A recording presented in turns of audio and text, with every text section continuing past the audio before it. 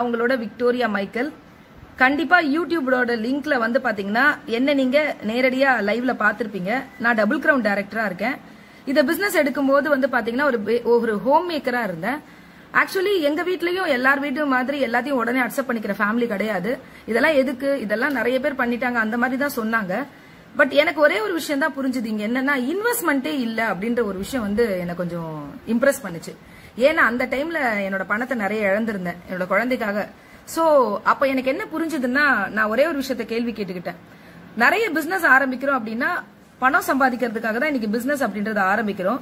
But இந்த இடத்துல என்னன்னா பணம் போட்டாதான் பணம் வரும். பட் இங்க என்ன சொன்னாங்கன்னா மணி அப்படின்றது ஒண்ணு வேண்டவே வேண்டாம், ஆனா போடாமே பணம் சம்பாதிக்கலாம் அப்படின்னு சொன்னாங்க. இந்த ஒரு விஷயம் தான் என்ன கொஞ்சம் யோசிக்க வச்ச விஷயம். இப்ப நிறைய அனலைஸ் பண்ணேன். ஏன்னா 1 இயர்க்கு அப்புறம் என் வீட்டுல போய் ஃபெயிலியர்னு சொல்றதுல எனக்கு விருப்பம் இல்ல. ஏன்னா எல்லா விஷயத்தையும் நம்ம வந்து இது இப்படி இருக்குமா அப்படி இருக்குமான்னு யோசிக்கிறத விட ஏன் அனலைஸ் பண்ணக்கூடாதுன்னு எனக்கு தோணுச்சு. சோ அனலைஸ் பண்ண ஸ்டார்ட் பண்ண இன்னைக்கு ரொம்ப சக்சஸ்ஃபுல்லா இருக்கேன். சோ அந்த அனலைஸ் பண்ண விஷயங்கள்ல இருந்து ஒரு சில விஷயங்களை உங்ககிட்ட ஷேர் பண்ணலாம்னு நினைக்கிறேன். வெஸ்டீஜ் எனக்கு பிடிச்சதுக்கு ரீசனே என்னன்னா வெஸ்டீஜ் 3 விஷயனுக்காக வந்திருக்குன்னு புரிஞ்சுக்கிட்டேன். முதல் விஷயம் என்ன அப்படின்னு சொன்னா ஒரு ஹெல்த்தி இந்தியனை உருவாக்கணும். ஹெல்த்ன்றது இன்னைக்கு கண்டிப்பா எல்லாருக்கும் தேவை. கொரோனா வைரஸ் பார்த்து ஏன் பயப்படுறோம்? ஏன்னா இம்யூனிட்டி நம்மளுக்கு பூஸ்டப்பா இருந்தா வந்தாலும் நம்மளுக்கு ஒன்றும் பண்ணாதுன்றது நமக்கு புரியும். சோ இன்னைக்கு யாருமே ஹெல்த்தியா இந்தியால இல்ல. இந்தியன்னாலே ஆரோக்கியமானவன் சொன்ன காலம் போயிடுச்சு. ஏன்னா நம்ம ட்ரெஷரை மறந்துட்டோம். வெஸ்டீஜ்ல இருக்கிற எந்த பொருளுமே கண்டுபிடிப்புகளோ உலகத்துல இருக்க அமேசான் காடுகள்லயோ வரலங்க. இதெல்லாம் நம்மளோட ட்ரெஷர், நம்மளோட பாரம்பரியங்கள். இத இன்னைக்கு டெக்னாலஜிக்கு ஏற்ற மாதிரி ஒரு இந்தியன் கொடுத்திருக்காரு. நம்ம வேப்பில, நம்ம சூத்துக்கத்தழை, நம்ம துளசி, நம்ம சீம்பால், நம்ம நெல்லிக்காய், நம்ம கிட்ட இருக்கிற பாரம்பரியங்களை இன்னைக்கு டெக்னாலஜிக்கு ஏற்ற மாதிரி ஒரு இந்தியன் கொடுத்திருக்காரு. ரெண்டாவது, சுவர் இல்லாம சித்திரம் வரைய முடியாது. ஆரோக்கியன்றது கண்டிப்பா எல்லாருக்கும் தேவை. ரெண்டாவது, 3rd கிரேட் வாங்குற ஒவ்வொரு இந்தியனும் ஏன் முதல் தரமான பொருளுக்கு போகக்கூடாது அப்படின்னு நினைச்சாரு. மூணாவது, எல்லாத்தையும் எக்ஸ்போர்ட் பண்ணிட்டு இருக்கோம். திருப்பூர்ல இன்னைக்கு 300 ரூபாய்க்கு அனுப்புற சட்டையை தான் நம்ம எல்லாம் பீட்ரிங்லான்னு இங்க 3000க்கு போட்டுக்கிறோம். எல்லாத்தையும் எக்ஸ்போர்ட் பண்ண தெரியுங்க நமக்கு. மார்க்கெட் பண்றதுனா என்னன்னு தெரியுமா? அப்ப எக்ஸ்போர்ட் பண்ற அத்தனையுமே மார்க்கெட் பண்ணா எவ்வளவு பெரிய பணம் இருக்குன்னு புரிஞ்சுக்கிட்டாரு. இதுல எதையுமே இல்ல, நம்மளோட ட்ரெஷரையும் நம்மளோட ஆயுர்வேதத்தையும் மார்க்கெட் பண்ணா எவ்வளவு பெரிய பணம் இருக்குன்னு புரிஞ்சுக்கிட்டாரு.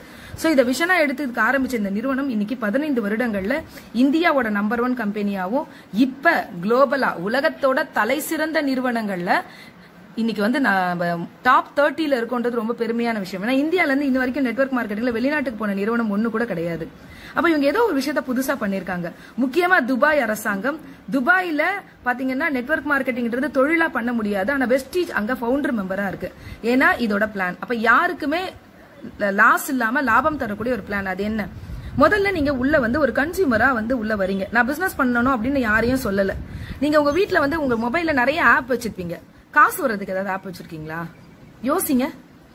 காலையில எழுந்து பாக்குற ஆப், லைக் பண்ற ஆப், டயல் பண்ற ஆப், சர்ச் பண்ற ஆப், வீடியோ போடுற ஆப், பே பண்ற ஆப், இந்த மாதிரி டிக்கெட் புக் பண்ற ஆப், எத்தனை ஆப் நம்மளோட மொபைல்ல இருக்கு? அந்த மொபைல்ல இருக்கக்கூடிய ஆப் மூலமா எத்தனை பேர் சம்பாதிச்சிட்டு இருக்காங்க? அந்த ஓனர் யாருன்னு உங்களுக்கு தெரியுமா? ஆனா அவங்க ஆப்பை நம்மளோட மொபைல்ல டவுன்லோட் பண்ணி வச்சிருக்கோம். யோசிச்சு பாருங்க. நம்ம வாழ்க்கை முன்னுக்கு வர்றதுக்கும் நம்மளோட அடுத்த ஜெனரேஷனுக்கும் இன்டெலக்சுவல் ப்ராப்பர்ட்டின்னு சொல்லுவாங்க. இன்னைக்கு உலகம் ரொம்ப ஸ்பீடா போயிட்டு இருக்கு. டிஜிட்டலா ஸ்பீடா பணம் சம்பாதிக்கிறதுக்கு நம்ம புத்திசாலித்தனமா ஏதோ ஒரு விஷயத்த நம்ம செஞ்சுட்டு போனோம் நம்மளோட அடுத்த ஜெனரேஷனுக்காக. அதுக்காக நம்ம கிட்ட எந்த சோர்ஸும் இல்லைல்ல. ஒரு இந்தியனோட பெரிய முயற்சி. இன்வெஸ்ட்மெண்ட் பார்ட் அத்தனையுமே வெஸ்டீஜ் பார்த்துட்டு ஒர்க்கிங் பார்ட்னரா நம்மள கூப்பிடுறாங்க. சோ முதல்ல நீங்க ஒரு கன்சியூமரா உள்ள வரீங்க. வெஸ்டீஜ்ல ஜாயின் பண்றதுக்கு எந்த ஃபீஸும் கிடையாது. ஜாயினிங் ஃப்ரீ தான். கேஒய்சி, அதாவது வந்து பாத்தீங்கன்னா உங்களோட கவர்மெண்ட் நார்ம்ஸ் படி தான் நீங்க உள்ள வரீங்க. ஒரு சின்ன எக்ஸாம்பிளுக்கு ஒரு 30 பிவிக்கு உள்ள பர்ச்சேஸ் பண்றீங்க அப்படின்னு வச்சுக்கலாம். ஒரு 1000 ரூபாய்க்கு நீங்க உள்ள வந்து ப்ராடக்ட்டை வந்து வெஸ்டீஜ்ல வாங்குறீங்க. உங்க விருப்பப்பட்ட பொருள் வெஸ்டீஜ்ல நிறைய இருக்கு, நீங்க பாத்திருப்பீங்க. சோ வாங்கும்போது இது எம்ஆர்பி இருக்கும். நீங்க ஜஸ்ட் ஒரு நிமிஷம் தான் ஸ்பெண்ட் பண்ணி இந்த ஆப்பை டவுன்லோட் பண்ண போறீங்க. பண்ணும்போது எம்ஆர்பியில் இருக்கிற பொருள் 1200 ரூபாய் பொருள் தான் உங்களுக்கு 1000 ரூபாய்க்கு கிடைக்குது. அப்போ டோட்டலா 200 ரூபாய் எனக்கு லாபமா கிடைக்கும். ரெண்டாவது கிடைக்கக்கூடிய லாபம் என்ன? மாசம் 2ஆம் தேதியில இருந்து 17ஆம் தேதி வரைக்கும் ரீபர்ச்சேஸ். உங்க வீட்டுக்கு தேவையான பொருளை நீங்க ரீபர்ச்சேஸ் பண்ணும்போது உங்களுக்கு 10% ஆஃபரா கிடைக்கும். அப்ப 1000 ரூபாயில உங்களுக்கு 10%ன்றது 100 ரூபாய் ஆஃபரா கிடைக்கும். அப்போ 100 rupees எனக்கு லாபமா கிடைக்குது. அதுக்கப்புறம் ஒரே ஒரு பிவி, அதாவது வெஸ்டீஜ்ல 35 ரூபாய் கொடுத்து நீங்க ஒரு சோப்பு வாங்குறீங்க அப்படின்னா அந்த ஒரு பிவிக்கு உங்களுக்கு 90 பைசா கமிஷனா கிடைக்கும். அதாவது உள்ள வர அத்தனை பேருக்கும் 5% கொடுக்குற உலகத்தோட ஒரே ஒரு கம்பெனி வெஸ்டீஜ் தான். அப்ப என்ன அப்படின்னா இன்னைக்கு நீங்க வாங்கக்கூடிய 1000 ரூபாய் இருக்கு இல்லையா? சோ அந்த 1000 ரூபாய்க்கு உங்களுக்கு ஒரு பிவிக்கு 90 காசு வீதம் 27 ரூபாய் கமிஷனா வரும். அப்போ 27 ரூபாய் கமிஷனா வந்துச்சுன்னா டோட்டலா 327 ரூபாய் லாபம். இது 30% லாபம். இது வரைக்கும் யாரும் வீட்டுக்கு வாங்கினதுக்கு எந்த ஷாப்லயும் இந்த 30% லாபத்தை தரல. சோ ஒரு இந்தியன்ற உணர்வோட நல்லா இருக்கான்னு செக் பண்ணிட்டு நல்லா இருக்குன்ற பொருளை நாம பயன்படுத்துறதன் மூலமா நமக்கு 30% லாபம் கிடைக்கிறது ரொம்ப நல்ல விஷயம். சோ இதே கன்சிஸ்டன்சி நீங்க ஒரு ஆஃபர் இருக்கு. ஒரு ரெகுலர் கஸ்டமரா நீங்க இருந்தீங்க, நான் ரெகுலரா வாங்குறேன், நிறைய இடத்துல ரெகுலர் கஸ்டமரா இருந்தா கொஞ்சம் ஆஃபர்ஸ் கொடுப்பாங்க இல்லையா? வெஸ்டீஜுக்குள்ள ரெகுலர் கஸ்டமரா இருக்கும்போது உங்களுக்கு 50% லாபம் கிடைக்குது. நார்மலா இந்த கஸ்டமரா இருந்தா கொஞ்சம் ஆஃபர்ஸ் கொடுப்பாங்க இல்லையா? வெஸ்டீஜுக்குள்ள ரெகுலர் கஸ்டமரா இருக்கும்போது உங்களுக்கு 50% லாபம் கிடைக்குது. நார்மலா இந்த லாபம் தான். ஆனா இங்க வந்து பாத்தீங்கன்னா 100 PVக்கு பர்ச்சேஸ் பண்ணும்போது, அதாவது ஒரு மிடில் கிளாஸ் ஃபேமிலிக்கு காலைல எழுந்தோன்னு கண்டிப்பா பல் விளக்குவோம், பேஸ்ட் பிரஷ் வேணும், சோப்பு ஷாம்பு வேணும், ஹேர் ஆயில் வேணும், வீடு துடைக்க, பாத்திரம் வாஷ் பண்ண, துணி துவைக்க, டாய்லெட் கிளீன் பண்ண ஏதோ ஒரு லிக்விட் வேணும், ஷேவ் பண்ணுவோம், ஒரு ஃபேர்னஸ் கிரீம் வேணும், குழந்தைங்களுக்கு ஒரு பிரேக்ஃபாஸ்ட் சரல் கொடுப்போம், கண்டிப்பா ஒரு ஹெல்த் ட்ரிங்க் கொடுப்போம் குழந்தைங்களுக்காக, ஒரு இன்ஸ்டா ரிலீஃப் கிரீம் கண்டிப்பா வீட்ல இருக்கும், ஒரு ஷாம்பு இருக்கும், ஒரு குக்கிங் ஆயில் யூஸ் பண்ணுவோம், டீ காஃபி குடிப்போம். இந்த மாதிரி அத்தியாவசியமான பொருட்களை நம்ம வீட்டுக்கு மாதத்துக்கு ஒரு 3500 ரூபாய்க்கு வாங்காத குடும்பம் இல்ல. அப்ப ஒரு 3000 rupees, 3000ல இருந்து 3500 rupeesக்குள்ள உங்க வீட்டுக்கு தேவையான பொருளை ஒரு 100 PVக்கு வாங்கும்போது உங்களுக்கு என்னெல்லாம் லாபம் கிடைக்கும்? 3500 ரூபாய்க்கு வாங்கும்போது உங்களுக்கு ரீட்டைல் ப்ராஃபிட்டா 4200 பொருள் தான் 3500 ரூபாய் கிடைக்கிறதுனால 700 ரூபாய் ரீட்டைல் ப்ராஃபிட்டா கிடைக்கும். நான் சொன்னல 10% ஆஃபரா கிடைக்கும்னு, அது ஒரு 350 ரூபாய் கிடைக்கும்.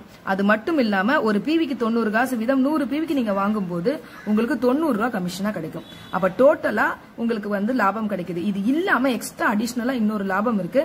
அது என்னன்னா 4 மாதங்கள் தொடர்ந்து 100 PVக்கு நீங்க வெஸ்டீஜ்ல ப்ராடக்ட் வாங்குறீங்க ரெகுலரா அப்படின்னா 4 மாசம் முடியும் போது 2500 மதிக்கத்தக்க நீங்க விருப்பப்படுற கம்பெனி கொடுக்கிற பொருள் இல்லங்க, உங்களுக்கு என்ன விருப்பப்பட்டாலும் அந்த பொருளை நீங்க வாங்கிக்கலாம்.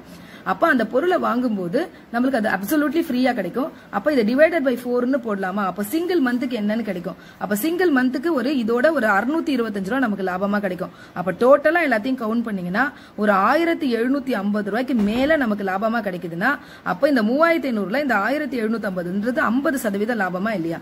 இந்த உலகத்துல எத்தனையோ விஷயங்களை நம்ம வெளியில போய் பாக்குறோம். ஒரு 50% அப்படின்றது மிகப்பெரிய லாபமா இருக்கு. அப்ப அந்த லாபத்தை இன்னைக்கு வந்து பாத்தீங்கன்னா தேவையில்லாத பொருளுக்கெல்லாம் நம்ம இன்வெஸ்ட் பண்ணிட்டு இருக்கோம். இது அத்தியாவசியமான பொருள்.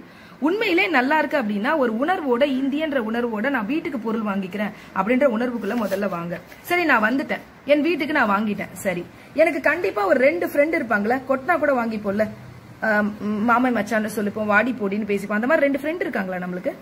2 ரிலேஷன். கண்டிப்பா நம்மளோட எல்லாத்துலயும் அக்கறை இருக்கக்கூடிய 2 ரிலேஷன் நமக்கு தெரியுமா? 3வது நெய்பர். ஃப்ரெண்ட்ஸ், இந்த 2 நெய்பர்ன்றது நம்மளுக்கு எந்த ஒரு நல்லது கெட்டதுக்கு கூப்பிட்டாலும் நம்ம வீட்டு பக்கத்து வீடு எதிர்த்த வீடுன்ற மாதிரி 2 பேர் கண்டிப்பா இருப்பாங்க. இந்த 6 பேர் தெரியாம யாராவது இருக்கீங்களா? யாம் பெற்ற இன்பம் பெருக இவ்வையகம். அவ்வளவுதான் ஃப்ரெண்ட்ஸ். எனக்கு நல்லது நடந்தது, என் மனசாட்சிக்கு இந்த பொருள் உண்மையிலே நல்லா இருக்குன்னு நான் ஃபீல் பண்றேன், எனக்கே நல்லா இருக்குன்னு ஃபீல் பண்ற ஒரு பொருளை ஆன்லைன்ல நான் பர்ச்சேஸ் பண்ணி எனக்கே 30% 50% லாபம் எடுத்துக்கிறேன். அப்ப என் ஃப்ரெண்டு, என் ரிலேஷன், என் நெய்பர் நல்லா இருக்கணும்னு நினைக்கிறது என் கடமை தானே? அப்ப இந்த 6 பேரையும் நீங்க பிசினஸ் பண்ண சொல்ல வேண்டாம். இந்த 6 பேர்கிட்டயும் நான் ஒரு மொபைல் சூப்பர் மார்க்கெட் ஆரம்பிச்சிருக்கேன், என்னோட சூப்பர் மார்க்கெட்ல உன் வீட்டுக்கு தேவையான பொருளை வாங்கிக்கோ அப்படின்னு இந்த 6 பேருக்கு உண்மையிலே நான் சொன்ன மாதிரி இந்த லாபம் இருக்குன்னு சொன்னா அவங்களும் உங்க வீட்டுக்கு வாங்குவாங்களா, வாங்க மாட்டாங்களா? அப்ப இவங்களுக்கு சொல்றதுக்கு எவ்வளவு நாள் ஆகும்னு யோசிச்சு பாருங்க. சோ நிறைய பேர் 1 நாள் 2 நாள்னு சொல்லுவீங்க, நான் 1 மாசம் எடுத்துக்கங்கன்னு சொல்வேன். ஏன்னா இந்த 1 மாசத்துல நீங்க முதல்ல அனலைஸ் பண்ணுங்க, இந்த பொருள் உண்மையிலே நல்லா இருக்கா, என் வீட்டுக்கு வாங்கினா எனக்கே காசு வருதா, இந்த ஆப்ல எனக்கு உண்மையிலே இந்த மாதிரி விஷயங்கள்லாம் இருக்கான்றத அனலைஸ் பண்ணுங்க. நிறைய பேர் நிறைய விஷயங்களை அனலைஸ் பண்ணாமே நம்மளே டிசைட் பண்ணிக்கிறோம். தயவுசெய்து அனலைஸ் பண்ணுங்க. அப்போ அனலைஸ் பண்ணதுக்கு அப்புறம் இந்த 1 மாசம் இந்த 6 ஃப்ரெண்ட் அவங்க வீட்டுக்கு வாங்க சொல்லுங்க. அப்ப அவங்க வாங்குறாங்கன்னு வச்சுக்கலாம். உங்களை மாதிரி இவங்களுக்கும் 6 ஃப்ரெண்ட்ஸ் இருப்பாங்கல்ல. இத பிசினஸா எடுத்துட்டு போகாம உங்களை மாதிரி அவங்களும் யாம் பெற்ற இன்பம் பெருக இவ்வையகம். எல்லாமே கனெக்டிங் பீப்புள் தாங்க. இந்த உலகத்துல எது கனெக்டிங் பீப்புள் இல்லாம இருக்கு? எந்த துறை இல்லாம இருக்கு? அப்போ கனெக்டிங் பீப்புள்னா அப்ப 6 பேர் 36 பேருக்கு சொல்றோம். ஒரு பே பண்ற ஆப் வந்துச்சு, ஒரே ஒரு வாட்டி கிடைக்கிற 50 ரூபாய்க்காக இந்த உலகத்துல சொன்னோம். திரும்ப திரும்ப கிடைச்சதா 50 ரூபா? நம்ம சொன்னவங்க எல்லாம் அவங்களுக்கு தெரிஞ்ச ஃப்ரெண்ட்ஸுக்கு சொன்னாங்க, நம்ம கிடைச்சதா? எதுவுமே கிடைக்கல. ஆனா இங்க நான் என் வீட்டுக்கு வாங்கினாலும் கிடைக்கும், என் மூலமா என் ஃப்ரெண்ட்ஸ் வாங்கினா கிடைக்கும், அவங்க மூலமா அவங்க வாங்குற ஃப்ரெண்ட்ஸ் கிட்ட இருந்து எனக்கு கிடைக்கும்ன்றது நல்ல விஷயமா இல்லீங்களா? அப்ப 36 பேர் அவங்க சொல்றாங்க.